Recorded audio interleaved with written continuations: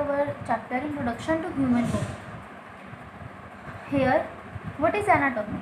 It is the study of structure of body and physical relationship involved between the body parts. Anatomy में सिर्फ हम structures के बारे में पढ़ते हैं कि उस ऑर्गन का स्ट्रक्चर क्या है. फोकस हमारा मेनली साइज, शेप, लोकेशन पे होता है उस ऑर्गन का.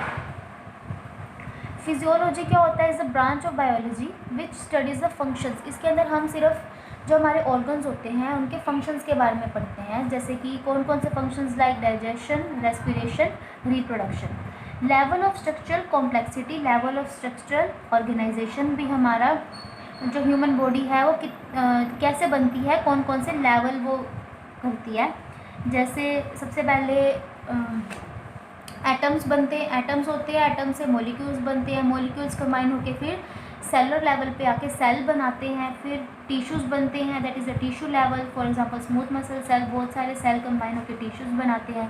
टिश्यूज़ से फिर ऑर्गन बनते हैं, मतलब बहुत सारे डिफरेंट टाइप ऑफ टिश्यूज़ मिलके ऑर्गन बनाते हैं and this one is organ level. फिर जो ऑर्गन होते हैं वो डिफरेंट टाइप ऑफ ऑर्गन्स जैसे कि stomach, small intestine, large intestine, oesophagus, liver, ये मिलके एक सिस्टम बनाते हैं, that is a digestive system. और बहुत टाइप के सिस्टम्स होते हैं, रेस्पिरेटरी सिस्टम, सर्कुलेटरी सिस्टम और excretory system and all that. और बहुत सारे जो सिस्टम मिलके एक ह्यूमन बॉडी बना देते हैं. Here our next topic is homeostasis. क्या होता है होम्योस्टेसिस? इस टॉपिक को पढ़ने से पहले हमें ये पता होना चाहिए कि what is external environment and what is internal environment. External environment क्या होता है? Surrounds the body and provide oxygen and nutrients required by all the cell and the body. जो हमारा एक्सटर्नल एनवायरनमेंट होता है वो हमारी बॉडी के बाहर का जितना भी एनवायरनमेंट होगा उसको हम एक्सटर्नल एनवायरनमेंट बोलेंगे, और जो हमें ऑक्सीजन और न्यूट्रिएंट्स प्रोवाइड करते हैं हमारी बॉडी को, हमारी बॉडी के सेल्स को. नेक्स्ट इंटरनल एनवायरनमेंट क्या होता है? जो हमारी बॉडी के अंदर का एनवायरनमेंट होता है. इंटरनल एनवायरनमेंट है जो कि वाटर बेस्ड मीडियम है, और इसके अंदर हम क्या देखते हैं कि ब्लड के का एनवायरनमेंट और सेल के अंदर का एनवायरनमेंट. फिर होम्योस्टेसिस पढ़ने से पहले कुछ बेसिक बातें पता होनी चाहिए कि जैसे जितनी भी हमारे वर्ल्ड में चीज़ें हैं वो एक नॉर्मल लिमिट में रहना पसंद करती हैं and this is the limit. इस लिमिट में रहना पसंद करती है. इससे अगर ज़्यादा हो जाएगा तो वो भी डिस्ट्रक्शन कॉज करेगा, इससे अगर कम हो जाएगी कोई चीज़ तो वो भी डिस्ट्रक्शन कॉज करेगी. एवरेज में रहना चाहते हैं, नॉर्मल लेवल पे रहना चाहते हैं, जो कि हमारे लिए बेनिफिशियल होती है. जैसे कि अगर हम बात करते हैं खुशी की बात करें तो अगर खुशी हद से ज़्यादा हो जाए तो वो भी नुकसान करती है, और अगर गम है अगर वो बहुत ज़्यादा हो जाए तो वो भी नुकसान करता है. तो कम खुशी होना भी नुकसान है, तो वो एक एवरेज भी होनी चाहिए. वैसे हमारे इंटरनल जो इन्वायरमेंट है उसमें कुछ ऐसी चीज़ें होती हैं, for example blood sugar level, blood pressure, वो एक नॉर्मल लेवल पे होना चाहिए. उससे अगर ब्लड प्रेशर ज़्यादा हो गया तो वो भी डिस्ट्रक्शन की तरफ जाएगा, ब्लड प्रेशर कम हो गया तो वो भी डिस्ट्रक्शन की तरफ जाएगा. तो एक एवरेज में रहना चाहिए. तो हमारी बॉडी एक आइडियल बॉडी तो है नहीं जो कि कभी चेंज ही नहीं होगी, वो वेरिएबिलिटी करती रहती है, ऊपर नीचे होता रहता है उसकी जितने भी कॉम्पोजिशंस हैं. तो हमारी इन चीज़ों को, ब्लड प्रेशर को, ब्लड शुगर लेवल को, बॉडी के टेम्परेचर को एवरेज में रखने का काम, नॉर्मल लेवल पे रखने का काम कौन करता है? हमारा एक सिस्टम जो कि हमारे बॉडी में होता है, and this system is called homeostasis. तो होम्योस्टेसिस क्या होता है? Is defined as the property of the body that help in maintaining constant internal environment by controlling many variables such as temperature, concentration of different ions, so that all cell and enzyme functions properly keep the body in the healthy state. मतलब homeostasis क्या होता है? हमारी body की एक property कि वो अपने इंटरनल एनवायरनमेंट को कांस्टेंट रखे, उसे हम होम्योस्टेसिस बोलते हैं. और होम्योस्टेसिस 2 वर्ड्स में डिवाइडेड किया जाए तो अनचेंजिंग, होम्यो का मतलब होता है अनचेंजिंग और स्टेसिस का मतलब होता है स्टैंडिंग, कि कभी चेंज ना हो. लेकिन ऐसा नहीं होता. अगर कोई चीज़ हमारी बॉडी का लेवल, अगर हमारी बॉडी में ब्लड प्रेशर का लेवल अगर हाई हो जाता है तो होम्योस्टेसिस को मेंटेन करके उसके नॉर्मल लेवल पे लेके आएगा. बढ़े हुए ब्लड प्रेशर को नॉर्मल पे लेके आएगा और कम हुए ब्लड प्रेशर को भी नॉर्मल पे लेके, बढ़ा करके नॉर्मल पे लेके आएगा.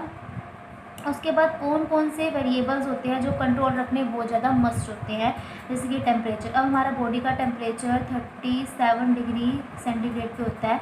अब ये बढ़ भी जाता है, कम भी हो जाता है, तो उसको मेंटेन कौन करके रखता है, हमारा होम्योस्टैसिस सिस्टम मेंटेन करके रखता है। वाटर एंड इलेक्ट्रोलाइट कंसंट्रेशन है, पीएच, ब्लड ग्लूकोज लेवल भी है, वो भी हमारी बॉडी का होम्योस्टैसिस सिस्टम मेंटेन करके रखता है। जैसे कि अगर हमारी बॉडी में ग्लूकोज का लेवल बढ़ जाता है तो क्या होता है, हमारी बॉडी में पैनक्रियास से इंसुलिन रिलीज़ होता है। फिर इंसुलिन ग्लूकोज को किस में कन्वर्ट कर देती है, ग्लाइकोजन में स्टोर करके रख देती है ताकि ब्लड ग्लूकोज लेवल कम हो जाए।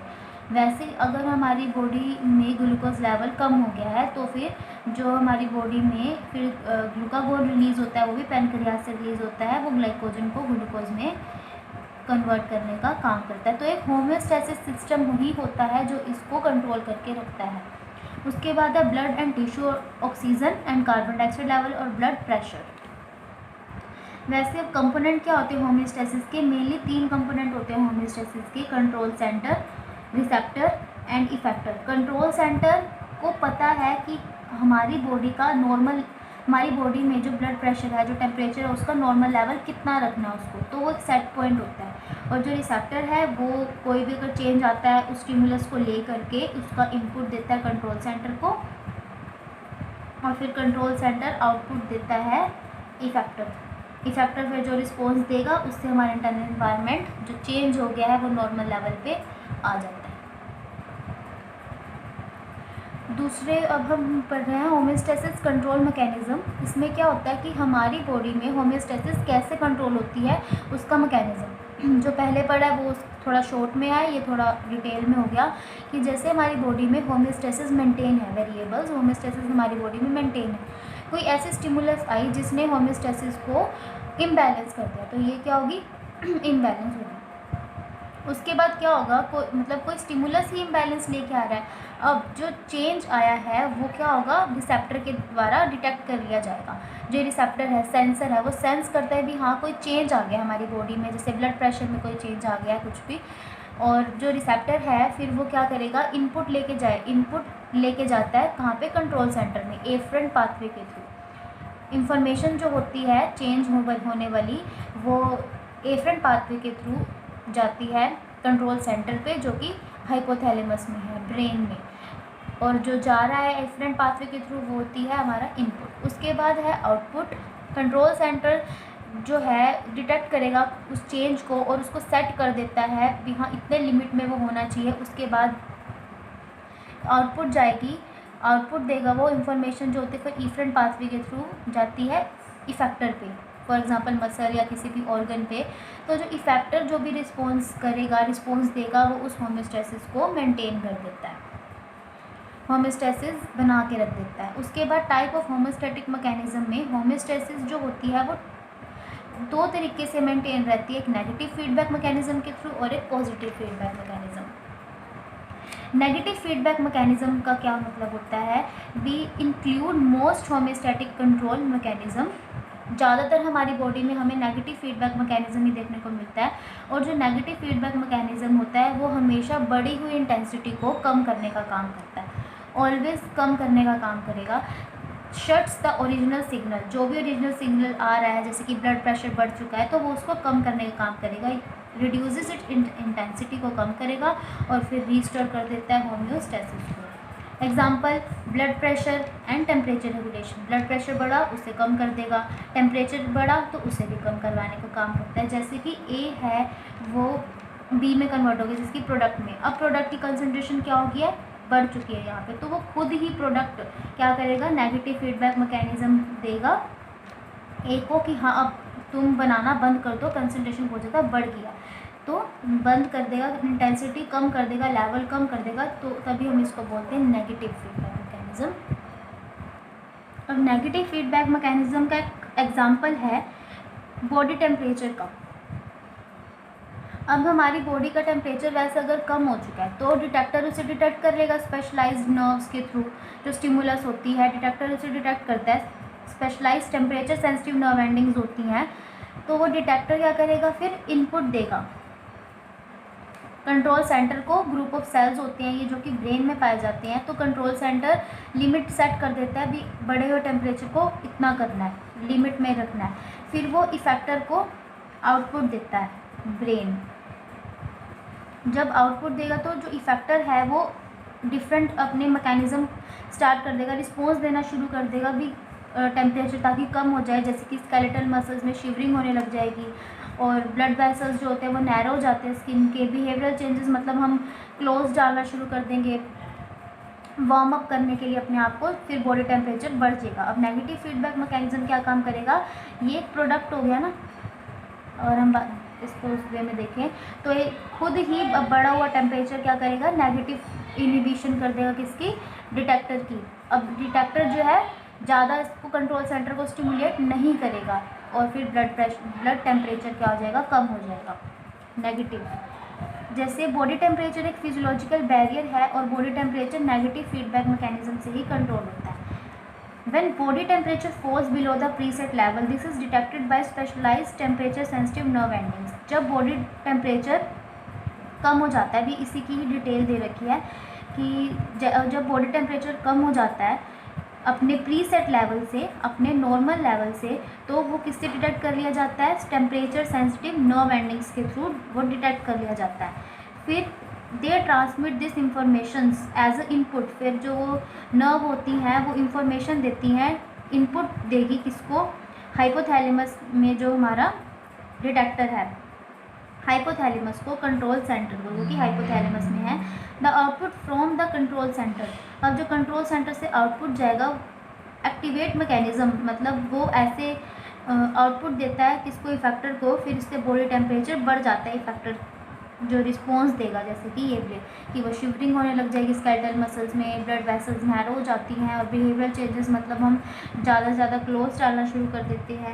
When the body temperature rise, अब बॉडी टेम्परेचर क्या हो चुका है, बढ़ चुका है, to within the normal range, the temperature normal आ चुका है। अभी बॉडी टेम्परेचर कम हो गया था, बॉडी टेम्परेचर अब नॉर्मल आ चुका है। अब क्या होगा, टेम्परेचर सेंसिटिव नर्व एंडिंग्स, जो अब ये बड़ा हुआ बॉडी टेम्परेचर नेगेटिव इनिबिशन करवा देगा, और फिर क्या होगा, जो टेम्परेचर सेंसिटिव नर्व एंडिंग्स हैं no longer stimulate the cell of control centre, control centre के सेल को और ज़्यादा स्टिमुलेट नहीं करती, जिसकी वजह से क्या होता है, therefore the output of this centre to the effector series, जिसकी वजह से जब उसके पास स्टिमुलस ही नहीं आएगी, जब वो इनपुट ही नहीं दे कंट्रोल सेंटर को, तो कंट्रोल सेंटर इफेक्टर को भी आउटपुट नहीं देगा।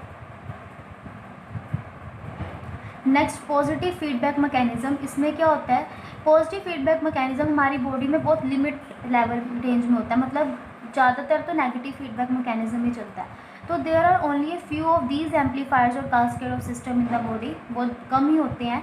तो पॉजिटिव फीडबैक मैकेनिज्म में क्या होता है, the stimulus progressively increase the response, उसके अंदर जो प्रोडक्ट बना था, मतलब जो रिस्पॉन्स आ रहा था, उससे रिस्पॉन्स से फिर नेगेटिव इनिबिशन होके जो हमारा स्टिमुलस था वो कम होता है। लेकिन यहाँ पे क्या होता है कि पॉजिटिव फीडबैक मैकेनिज्म में स्टिमुलस जो होता है वो रिस्पॉन्स को प्रोग्रेसिवली बढ़ाता ही रहता है, so that as long as a stimulus, जब तक स्टिमुलस रहेगी तब तक रिस्पॉन्स धीरे धीरे और ज़्यादा बढ़ता चला जाएगा। For example blood clotting, uterine contraction during labour.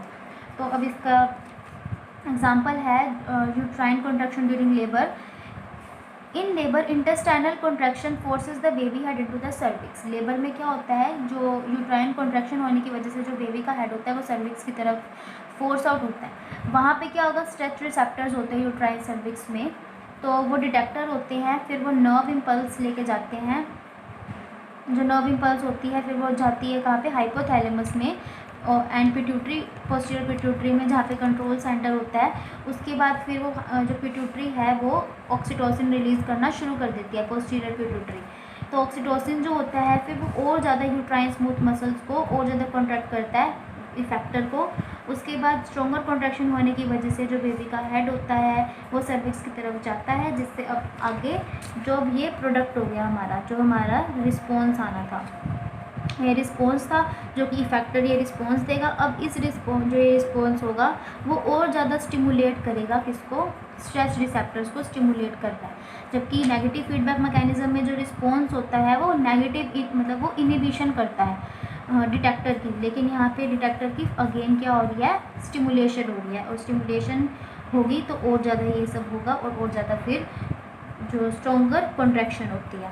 उसके बाद क्या होता है, बाद में इनिबिशन अकर, मतलब इसकी अपने आप ही इनिबिशन हो जाती है जब after delivery when uterine contraction no longer dilate. Homeostasis imbalance क्या होता है, अब हमारी बॉडी में होमियोस्टेसिस हमेशा मेंटेन रहना चाहिए, रहता नहीं है, हमारी होमियोस्टेसिस सिस्टम उसे मेंटेन रखते हैं। जब हमारे होमियोस्टेसिस मेंटेन नहीं होता बिल्कुल भी, तो क्या होता है, हमारी डेथ भी हो सकती है, हमें डिसीज़ हो सकती हैं बहुत ज़्यादा। जैसे कि अगर हमारा ब्लड प्रेशर मेंटेन नहीं रहा, मतलब जब हमारा ब्लड प्रेशर, मान लो अगर हमारा बीपी बढ़ रहा है तो होमियोस्टेसिस मैकेनिज़्म से जो बीपी है वो कम हो जाना चाहिए। लेकिन अगर होमियोस्टेसिस इम्बैलेंस हो रही है, बीपी कम नहीं हो रहा, तो हमें कौन सी डिसीज़ हो जाएगी या डिसऑर्डर हो जाएगा, हाइपर टेंशन।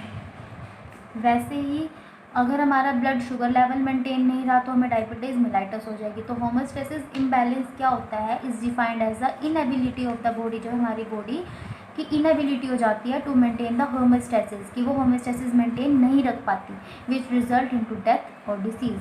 तो होमियोस्टेसिस फेलियर हो जाता है, जैसे कि डायबिटीज़ मेलाइटस, मतलब हमारी बॉडी में अगर ग्लूकोज लेवल